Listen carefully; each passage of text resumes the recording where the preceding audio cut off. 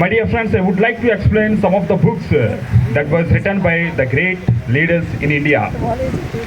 The Experiments with the Truth is written by Mahatma Gandhi, and Wings of the Fire is one of the autobiography written by Dr. APJ Abdul Kalam.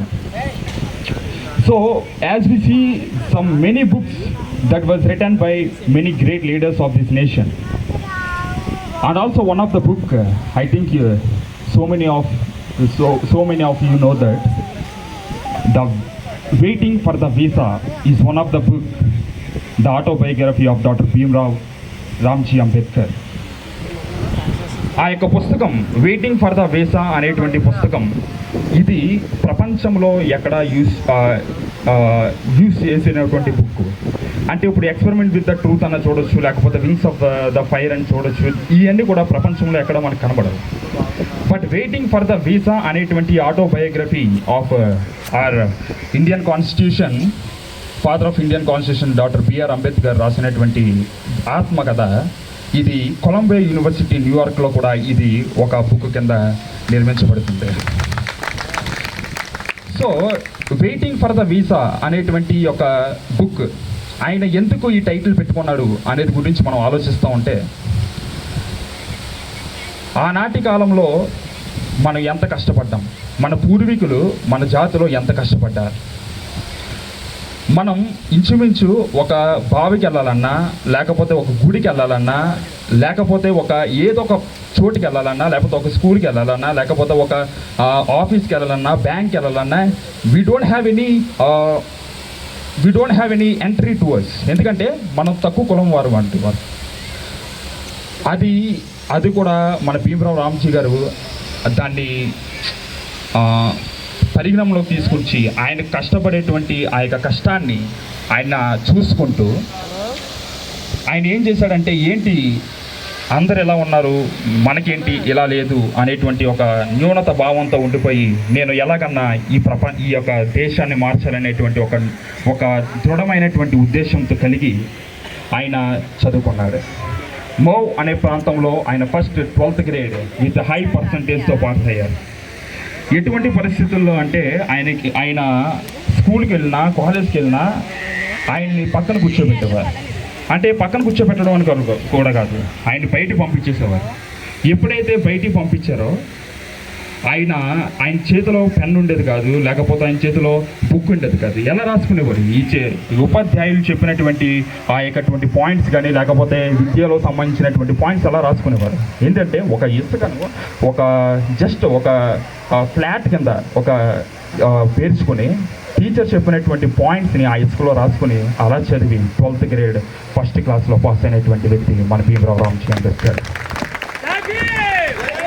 ఆయన ఏం చేశారంటే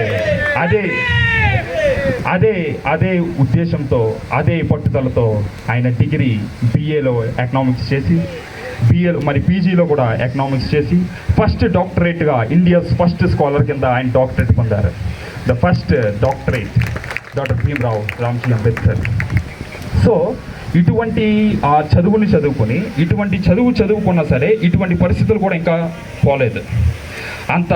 అంత high పొజిషన్లో ఉండి కూడా ఇటువంటి whatever the problems that we face in the past, అటువంటి problems కూడా ఈయన అదే రీతిలో, అదే ప్రాబ్లమ్స్, అదే సిచ్యువేషన్లో, అదే కల్చర్లో, అదే ప్రాబ్లమ్స్తో నడుస్తూ ఇంత పెద్ద పొజిషన్ అయినప్పటికీ కూడా అదే ప్రాబ్లమ్స్తో నడిచాడు. సో దేశానికి ఏదో ఒకటి చేయాలి అనేటువంటి ఒక భావన, దేశాన్ని మార్చాలి, మన కులం వారిని మార్చాలి అనేటువంటి ఒక భావన కలిగి ఆయన father of Indian constitution, chairman of draft కమిటీగా మారారు. ఈరోజు మనం ఎంత స్వేచ్ఛగా మారుతున్నామంటే, ఎంత స్వేచ్ఛగా మనం ఒక పబ్లిక్ మీటింగ్లో మనం ఉన్నామంటే, లేకపోతే ఈరోజు మనం ఒక టెంపుల్కి వెళ్తున్నామంటే కేవలం ఆయన చేసినటువంటి త్యాగం. సో మై డియర్ ఫ్రెండ్స్, ఇప్పుడు నేను చెప్పాను కదా వెయిటింగ్ ఫర్ ద వీసా అనేది. సో మనకి వీసా వచ్చింది. So that is the main motto of his autobiography. So మనం ఎక్కడికి వెళ్ళాలన్నా, ఒక ప్రదేశానికి వెళ్ళాలన్నా మనకి ఒక వీసా వచ్చిందంటే అది కేవలం ఆయన ద్వారా వచ్చింది. సో నేను ఒక 2 మాటలు చెప్పి నేను ముగించాలని అనుకుంటున్నాను. మనం ఇక్కడ చూసినటువంటి యొక్క ఫ్లెక్స్ మనం చూసినట్లయితే ప్రశ్నించినదే సమాధానం దొరకదు, ప్రయత్నించినదే విజయం దక్కదు. సో ఈ యొక్క 20 నేను కొటేషన్ చూసిన తర్వాత ఆ పైన 3 పదాలు కూడా నేను చూశాను. బోధించు, సమీకరించు, పోరాడు. Educate, organise. ఎడ్యుకేట్, బట్ ఎప్పుడైతే మనం ప్రయత్నం చేస్తామో మన జీవితంలో అప్పుడే మనం విజయం అవుతాం. ఇప్పుడు కూడా మన భారత రాజ్యాంగ నిర్మాత గారు అదే చేశారు. ఆయన పట్టుదలతో ప్రయత్నం చేశారు. ఈరోజు ఆయన ప్రజలకు స్వతంత్రం ఇచ్చారు. ఆనాటి కాలంలోనే కాదు, ఈనాటి కాలంలో కూడా మన యొక్క టీచర్స్ కానీ లేకపోతే మన పేరెంట్స్ కానీ మనకు ఒకటే చెప్తూ ఉంటారు, కష్టే ఫలి అంటారు. ఇంకో పదం కూడా వాడతారు, ఇప్పుడు కష్టపడితే రేపు సుఖపడవచ్చు. ఆనాటి కాలంలో ఆయన కష్టపడ్డారు. ఈరోజు మనం ఎంత సుఖంగా నిర్మిస్తున్నామంటే కేవలం ఆయనే.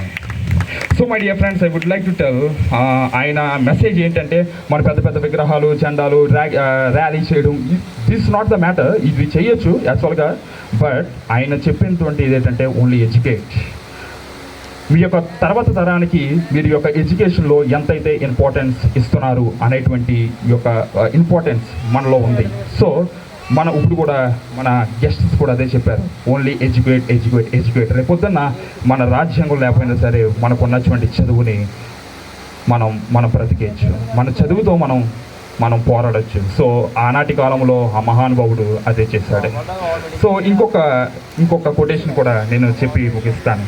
మన లాబీలో ఇంచుమించు సీసీ లాబీ ఎదురుకుండా ఉన్నటువంటి ఆ యొక్క ఫ్లెక్సీలో కూడా కొటేషన్ ఎంతో బాగా రాశారో, మరి ఎవరు రాశారో నాకు తెలియదు కానీ, భారత రాజ్యాంగం నిన్ను మనిషిగా గుర్తించి బహుకరించిన నీ ఓటు. ఆయన భారత రాజ్యాంగాన్ని నిన్ను మనిషిగా గుర్తించి ఆనాటి కాలంలో మనకి దళితులకి ఓటు హక్కు లేదు. అటువంటి హక్కును తెప్పించింది మన డాక్టర్ భీమ్రావ్ రామ్జీ అంబేద్కర్.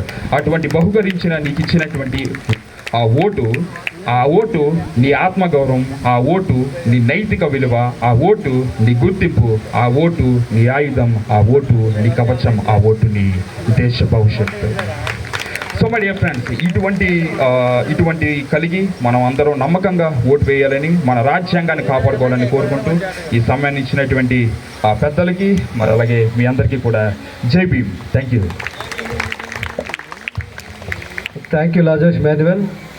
యువత